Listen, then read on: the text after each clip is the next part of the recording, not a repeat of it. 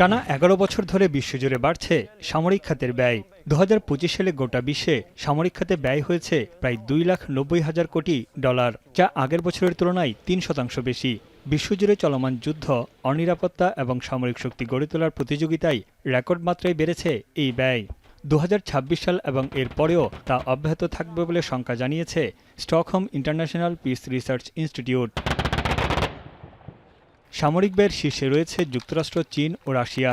গেল বছর দেশগুলোর সম্মিলিত ব্যয় ছিল $1,48,000 কোটি, যা বিশ্বের মোট সামরিক ব্যয়ের ৫৮%।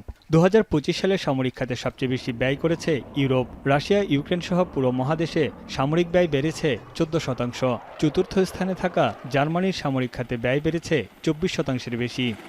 নোভা এলইডি টিভি, ঝকঝকে ছবি, নিখুঁত শব্দ, ৫ বছরের ওয়ারেন্টি। নোভা মানি সঠিক মান, নিশ্চিত সেবা। এক্ষেত্রে কিছুটা ব্যতিক্রম বিশ্বের শীর্ষ ব্যয়কারী দেশ যুক্তরাষ্ট্র। ইউক্রেনের নতুন কোনো সামরিক সহায়তা বরাদ্দ না করায় এক বছরের ব্যবধানে মার্কিন সামরিক ব্যয় কমেছে ৭.৫%। তবে এই ধারা বেশি দিন টিকবে না বলে মত বিশ্লেষকদের।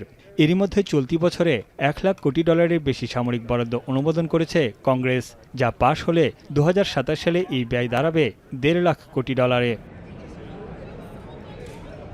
এদিকে উত্তেজনা অব্যাহত থাকলেও মধ্যপ্রাচ্যের সামরিক ব্যয় বেড়েছে মাত্র ০.১%। ইরানে ৫.৫% এবং ইসরায়েলে প্রায় ৫% সামরিক ব্যয় কমেছে।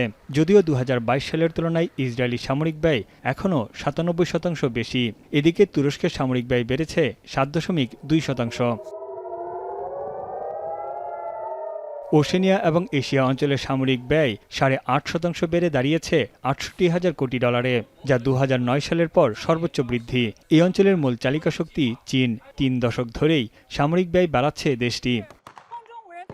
২০০৯ সালের পর বিশ্বের মোট জিডিপির অনুপাতে সামরিক খাতে ব্যয় চলতি বছরে সর্বোচ্চ পর্যায়ে পৌঁছেছে। বিশেষজ্ঞদের মতে এসব সূচক বার্তা দিচ্ছে বৈশ্বিক অনিশ্চয়তা মোকাবেলায় অস্ত্র কেনার হিড়িক পড়েছে দেশে দেশে। তানভীর জানি, এখন বিশ্ব।